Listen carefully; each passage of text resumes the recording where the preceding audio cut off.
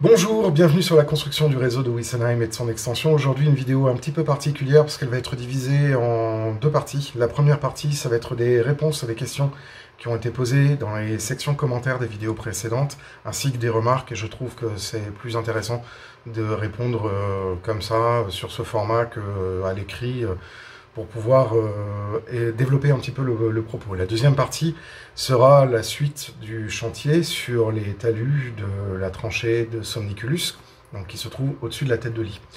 Alors pour répondre à la première remarque et question qui a été posée au sujet de la vidéo sur les Perfect Couch Lighting, où Bruno de la chaîne Passion du Zéro me faisait remarquer que c'était un produit de niche. Alors, moi, je ne suis pas d'accord, en fait. Je pense que, justement, le modélisme ferroviaire en France est de toute façon un marché de niche. Ça, c'est vrai.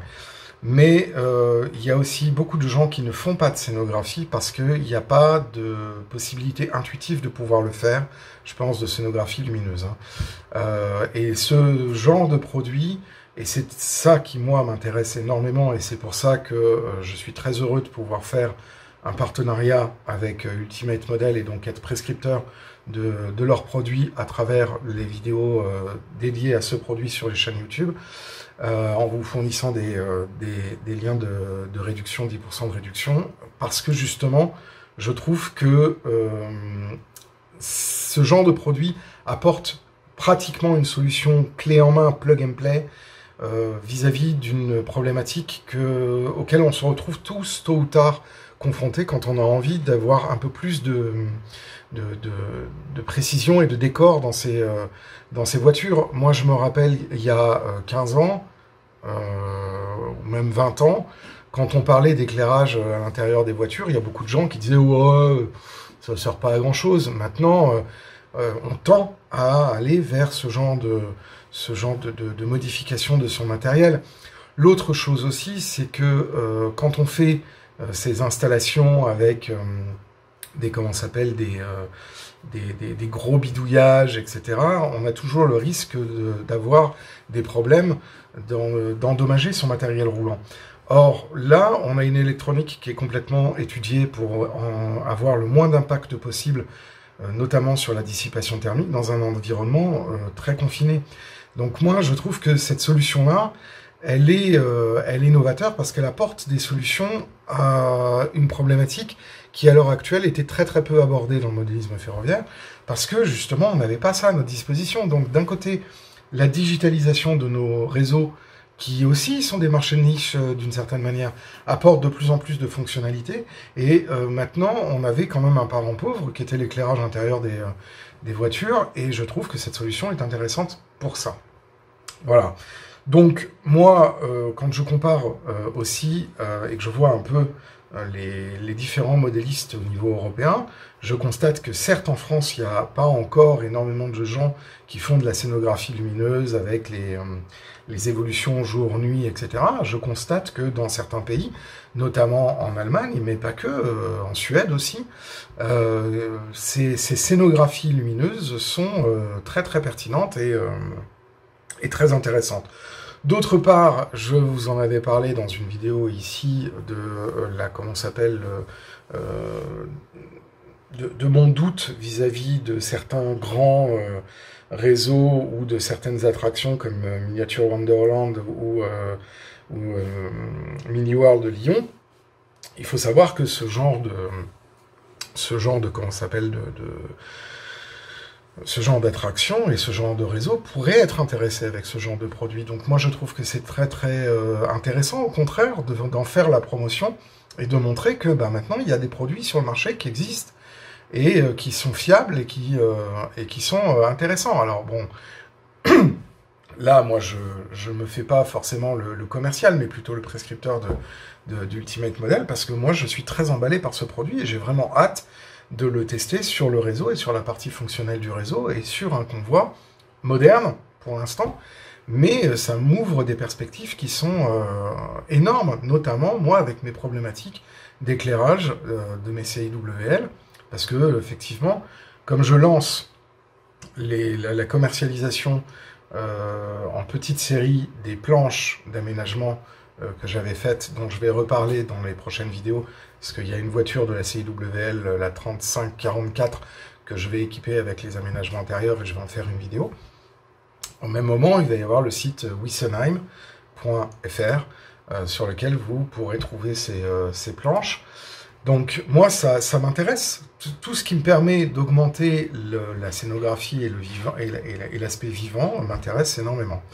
Voilà. Ensuite, après, on m'avait posé pas mal de questions sur les fonds de décor, enfin, sur le fond de décor que j'ai mis dans l'extension, et que je reprenne un petit peu les questions. Et on m'avait dit, oui, la première question, c'était comment j'avais fait, simplement. Alors en fait, c'est une photo panoramique qui a été prise depuis le toit de mon extension, qui montre en fait le panorama que je vois du premier étage, en fait, parce que je n'ai pas de fenêtre qui donne vers l'est, et c'est le panorama qui donne vers l'est. C'est-à-dire qu'au fond, tout au fond, très loin, il y a les Alpes. Et donc j'ai fait une photo panoramique avec mon smartphone. Et ensuite, après, j'ai fait un retravail en traitement photo pour pouvoir l'imprimer en 150 dpi sur un bandeau qui fait 2,30 m de long sur 50 cm de haut. Alors, bien évidemment, comme c'est mon capteur photographique dans l'appareil, dans le smartphone n'est pas aussi fin que un appareil photo professionnel qui aurait une fonction identique, j'ai un piqué qui est un peu plus flou parce que je perds en définition dû à l'ultra agrandissement que j'ai fait de la photo. Donc pour pouvoir contrer un peu ce phénomène-là, il y a eu un travail sur Photoshop d'accentuation, et pour que ce travail d'accentuation ne se voit pas trop, j'avais besoin de l'imprimer sur un papier brillant, sur un papier photo, pour que ça capture la lumière et qu'on oublie le manque de piqué de l'image, alors que si je l'avais fait sur du papier mat, par exemple, on aurait vu tout de suite les défauts de précision et de finesse de l'image et de piqué de l'image. Donc là, moi, j'ai trouvé un compromis qui était plutôt sympa et qui donne un bon rendu, sachant que quand on est face au mur, on a en fait une mise en abîme de ce qui se passe derrière le mur, puisque c'est exactement avec le même point de vue, la même hauteur de point de vue que le paysage qui est derrière. Donc ça, moi, ça m'amusait parce que ça me permettait de créer une fenêtre virtuelle sur ce qui se passe derrière, et je trouvais l'idée assez marrante. C'est pour ça que j'ai utilisé ce paysage et que j'ai pas utilisé d'autres paysages qu'on aurait pu trouver chez Bois Modélisme, parce que je sais qu'ils en impriment maintenant, ou sur le site de LR Press, ou chez Faller, etc. Là, l'idée qui me plaisait, c'était de mettre le paysage champêtre qui se trouve derrière, et donc du coup de faire une espèce de trompe-l'œil, parce que après, une fois qu'il y aura le cadre, on pourra avoir l'impression d'avoir le paysage derrière. L'autre chose aussi, c'est que on n'est pas, contrairement à d'autres parties du réseau où on est relativement proche, c'est-à-dire à 60 cm du fond.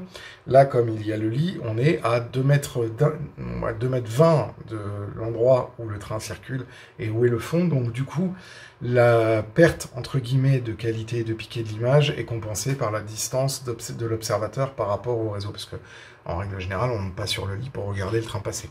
Puisque tout le dispositif, c'est justement de le voir passer au loin et de le deviner et de le voir disparaître avant de le voir revenir sur le côté gauche, là où il y a la gare d'Imlichdorf, la petite halle, et de l'autre côté, on voit la gare de Katschendorf, le pont amovible du Bichtal, et ensuite, vraiment la partie la plus détaillée, c'est l'annexe traction, puisque là, effectivement, on peut vraiment regarder ce qui se passe. C'est pour ça qu'à ces endroits-là, j'ai pas mis de fond de décor, par exemple. Voilà, donc ensuite, après, comment j'ai fait pour l'imprimer? J'ai été chez un imprimeur, qui m'a imprimé ça sur du papier photo Epson. Donc c'est du papier de 80 cm de large, je crois, ou 70 ou 65, je sais plus. Et ben donc ensuite après ça a été imprimé. Alors ensuite après, en ce qui concerne combien ça m'a coûté, alors ça m'a coûté de mémoire 58 € hors taxe, je crois. Puisque j'ai fait aussi imprimer des planches que je vais vous montrer. Donc j'ai fait imprimer les planches comment s'appelle, des aménagements intérieurs pour les CIWL, et au total j'en ai eu pour 80 €. Donc j'avais 5 planches de chaque, donc il doit y avoir, je crois, ouais, on doit être à 60 € ou 65 € TTC l'impression. Je craignais que ça allait être beaucoup plus important, mais en fait non. Donc quand on regarde un petit peu en comparaison avec les fonds de décor que j'avais achetés chez LR Press, on est à peu près kiff sur le même tarif. Voilà. Donc ça c'était la question qui m'avait été posée sur les fonds de décor.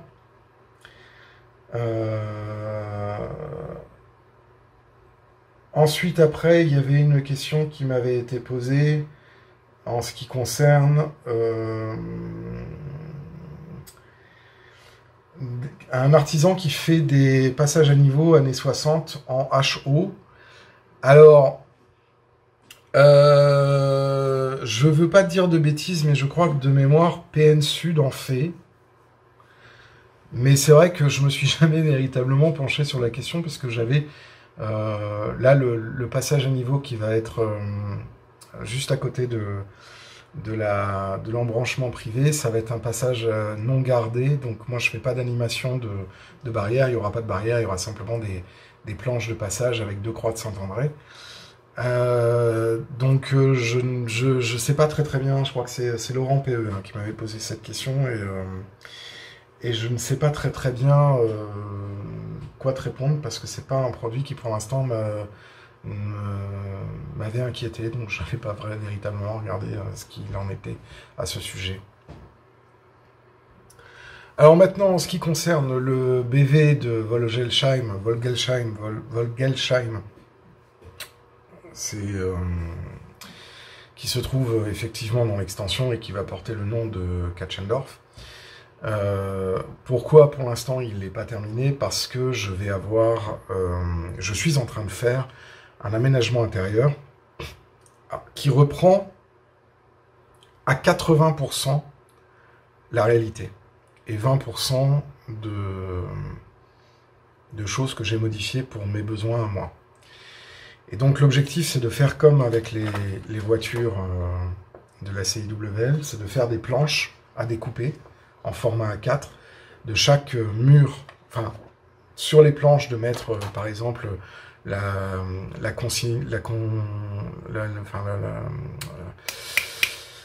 conciergerie, le hall d'accueil, la salle d'attente première classe, la salle d'attente deuxième classe, la salle d'attente seconde classe, et ensuite au premier étage, la salle à manger, la cuisine, la chambre du contrôleur, enfin du chef de gare, et la chambrette du sous-chef de gare, et donc de faire des planches imprimées à découper et à replacer si vous désirez faire l'aménagement intérieur de ce BV. Donc là aussi, pareil, dans l'optique, ça sera mis sur le site wissenheim.fr. Mais là, ces planches-là, je suis encore en train de les faire. Et ce que je voudrais proposer, certainement, il faut que j'ai un projet, c'est de proposer à un artisan, certainement bois modélisme, de faire comment s'appelle, toutes les cloisons, en fait, pour qu'ensuite, sur les cloisons, on n'ait plus qu'à coller les aménagements intérieurs. Donc ça, c'est un projet que j'ai pas encore, je sais pas encore si bois modélisme peut me faire ça. J'en ai pas encore parlé, mais dans l'idée, c'est de vous proposer en fait l'intérieur du BV de Volgelsheim tel qu'il est d'un point de vue historique, parce que j'ai tous les plans en fait de ce type de gare et que je sais exactement ce qu'il y a. Ensuite, après, j'ai quelques photos que des gens bien sympathiques m'ont passé. Donc du coup, j'ai réutilisé ces éléments-là pour pouvoir commencer à travailler et à faire un travail d'infographie. Je vous mets des exemples ici en post-production. Donc voilà. Par contre, comme c'est pas mon activité professionnelle principale, je prends mon temps, d'une part pour mettre en place le site internet et faire un truc qui fonctionne à peu près correctement, et d'autre part pour mettre au propre les infographies, pour pouvoir vous proposer des infographies qui soient commercialisables, dans le sens qui ont une certaine réponse en termes de qualité par rapport à mes propres exigences. Je suis un ancien infographiste, donc croyez-moi, mes exigences en termes de finish et de rectitude, aussi bien en termes de teinte que de forme, sont assez conséquentes. Hein. D'ailleurs, je vais vous montrer les autres planches. Je vais vous montrer ça tout de suite. Donc là, vous avez vu la planche d'aménagement intérieur de type Prou pour les voitures 35, 36, 35, 39, 35, 40, 41 et 42. Voilà. Ensuite, après, il y a les planches pour les aménagements intérieurs de type Prou pour la 3496 et 3497 sur lac à fond gris. Ils sont très jolis, moi j'aime beaucoup. Donc j'essaye de vous montrer ça. Voilà. Ça, c'est les aménagements intérieurs pour les lacs à fond gris, type Prou. Ensuite, après, nous avons les planches d'aménagement intérieur, toujours de type Prou pour la 35 01, 35 03, 35 05, 07 et 09. Aménagement intérieur de type Prou sur lac verte. Voilà. Donc là, elle est marrante, celle-là aussi. Ensuite, il y a les planches d'aménagement intérieur de type Prou sur lac rouge pour la 3502, la 3504, la 3506, 08 et 010. Alors, je vous montre. Voilà. Alors, c'est pas, en termes de couleur, c'est vraiment pas ma préférée, mais comme j'en avais une, je crois que j'en avais une 35, la 3510, bah, du coup, je l'ai faite pour moi. Ensuite, après, il y a ma préférée. La planche d'aménagement intérieur de type Prou pour la 35-29, 35-30, 31-34 et 35. Donc celle-là, c'est ce qu'on appelle la marqueterie à damier sur cérus de type Prou. Voilà. Donc ça, c'est magnifique. Et ensuite, après, il y a la très célèbre 35-32 et 35-33. L'aménagement intérieur de type Nelson. Voilà. Et donc ça, ce sont les planches actuellement qui seront mises en commercialisation très prochainement sur le site wissonheim.fr. Donc du coup, voilà, il y aura des planches sur les aménagements de voitures de la CIWL. Il va y avoir aussi, je vais continuer moi l'infographie sur les planches, les restaurants, donc les VR, les VS, les VSP et les VSPC. Et donc du coup, ben, ça va faire pas mal de planches et pas mal de choses que je vais vous proposer, dont effectivement les aménagements intérieurs. À terme, il y aura aussi d'autres types d'objets et des bâtiments. Il y aura très certainement, et ça je suis en train de le préparer, un kit pour une rotonde de type Teterchen. Donc c'est celle qui est en cours de construction sur l'annexe traction. Et donc ça sera la version 3 stalls, 4 stalls, avec possibilité d'extension. Mais là, c'est pareil, ce sont des produits qui, à l'heure actuelle, sont pas finis sur le réseau, et j'ai encore énormément de travail, et avant de pouvoir les mettre en commercialisation, eh ben, il y a beaucoup de travail à faire. Donc pour l'instant, c'est pas du tout adapté. Il y aura aussi le château d'eau de Colmar, qui est là-bas. Là aussi, c'est pareil, réalisé en CNC. Ce seront certainement, si j'ai le temps, parce que voilà, pour l'instant, c'est vraiment une activité secondaire où je préfère, moi, d'abord travailler sur mon, comment ça s'appelle, mon réseau et finir et être sûr que tout est vraiment nickel avant de commencer à faire des packaging et des commercialisations de produits. Les planches, elles, sont considérées comme étant finies, donc du coup, ça, il n'y a pas de problème. Mais pour les autres choses, ça viendra un petit peu plus tard. Ensuite, après, qu'est-ce qu'il y avait d'autre comme question? J'avais vu d'autres questions.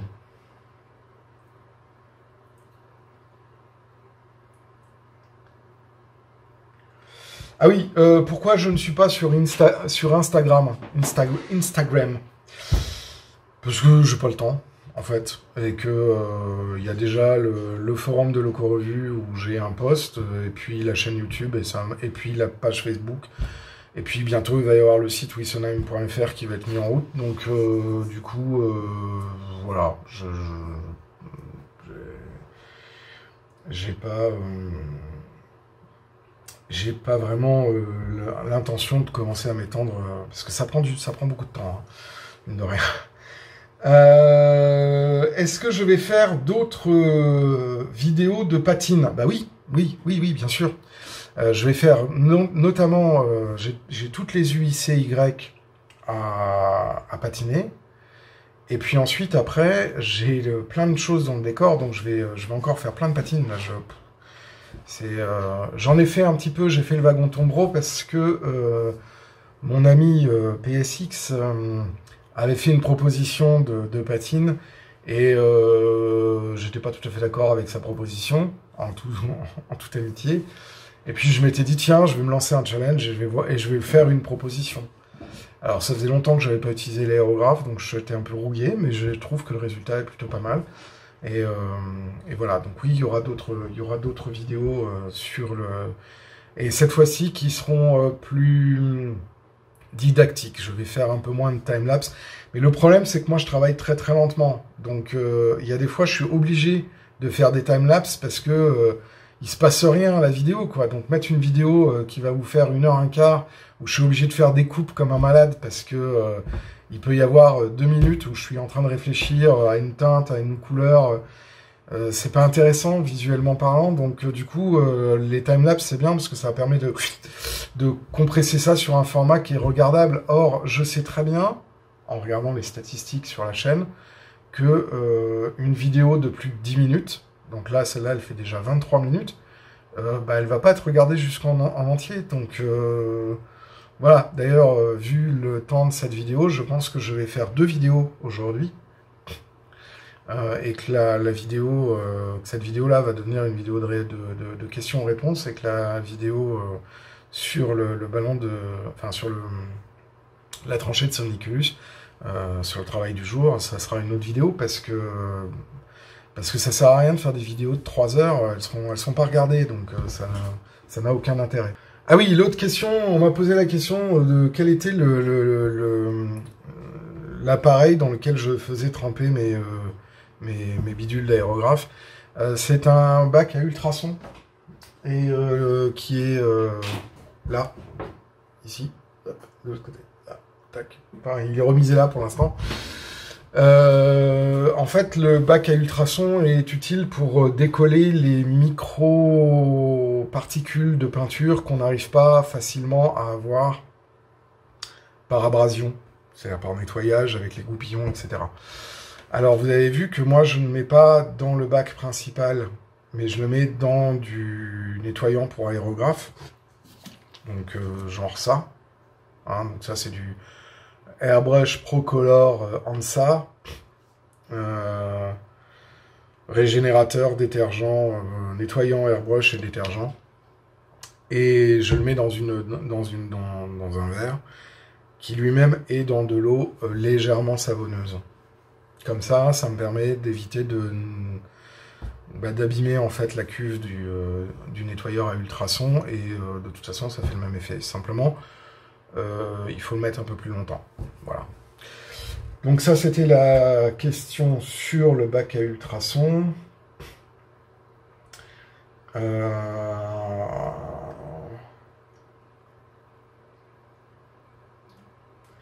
Ensuite, il y avait d'autres questions.